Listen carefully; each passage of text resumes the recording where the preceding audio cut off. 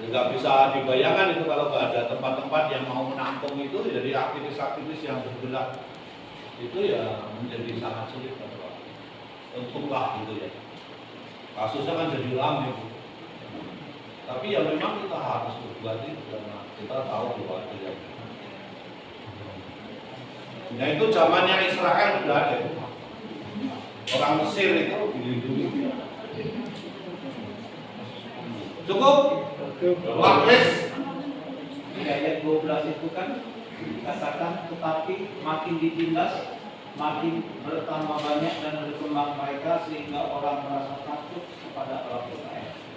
Di ayat 12 ini pertama tanyanya apakah campur tangan Allah dan Roh Kudus, dan kedua apakah ada hubungannya perjanjian Allah dengan Abraham yang berjanji pada Abraham bahwa keturunanmu akan sebanyak bintang di langit dan pasir di laut. Ya. Apakah ada hubungannya dengan perjanjian Abraham, Allah dan Abraham, sehingga Allah pertama kali itu apakah ada campur tangan Allah di pada zaman itu?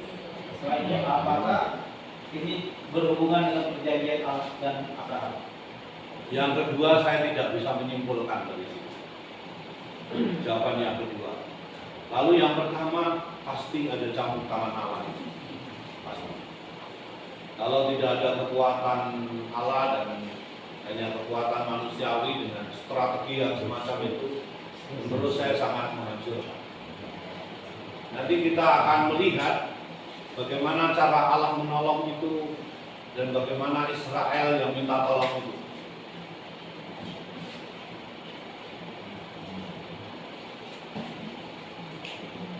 Cukup itu? Nah, Bapak Ibu saya kasih beberapa tambahan ya. Beberapa tambahan komentar.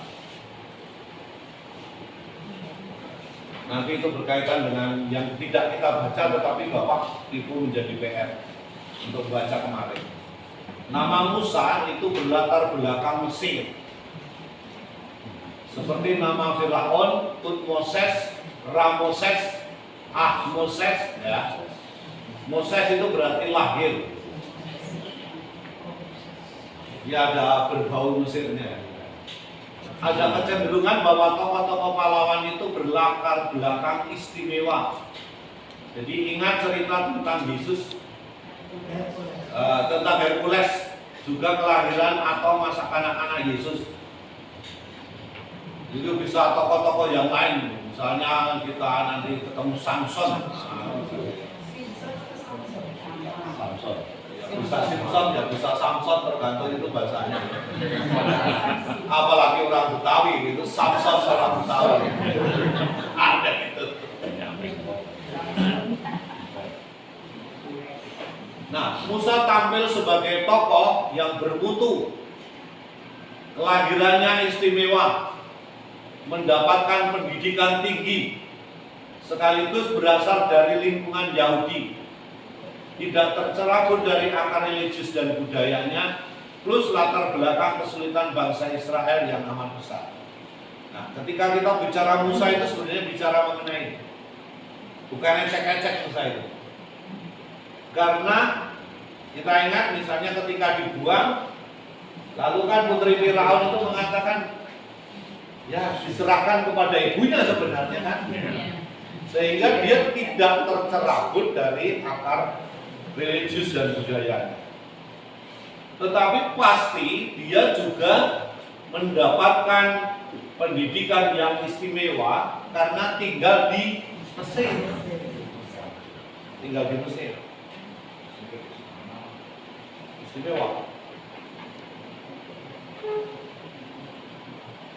Dan kita yakin bahwa Musa pada waktu itu juga mengerti kesulitan-kesulitan yang dialami oleh bangsa Israel ketika di Mesir.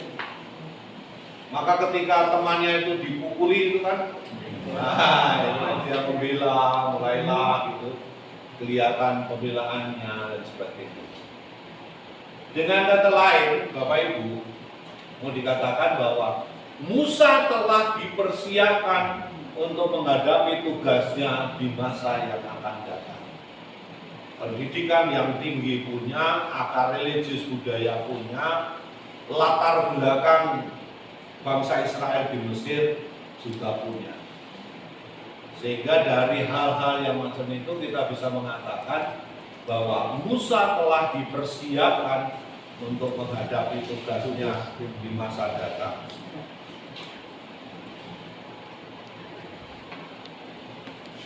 Musa berkembang dalam pembuangan di negeri asing, Midian. Ia mengalami pahit getirnya hidup. Musa dididik menjadi penggembala sebagai persiapan menggembalakan umat. Ya. Hal yang mengherankan justru Musa mengenal panggilan Tuhan yang menyapanya secara mengejutkan. Itu nanti itu ketika dia sedang menggembalakan domba. Menerima perutusan bagi bangsanya, mengubah seluruh pola hidupnya, mengenal rencana Allah untuk membebaskan umatnya, dan munculnya pengenalan akan Allah secara baru. Akan kelihatan bahwa Allah itu nanti berkembang menjadi Allah keluarga. Itu bukan hanya mendampingi dahulu, tetapi sekarang juga di masa yang akan datang.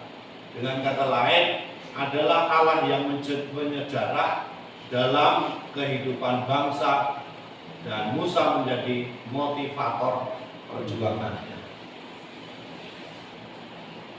Oke, kalau begitu kita sekarang pindah kemana? Musa diutus Tuhan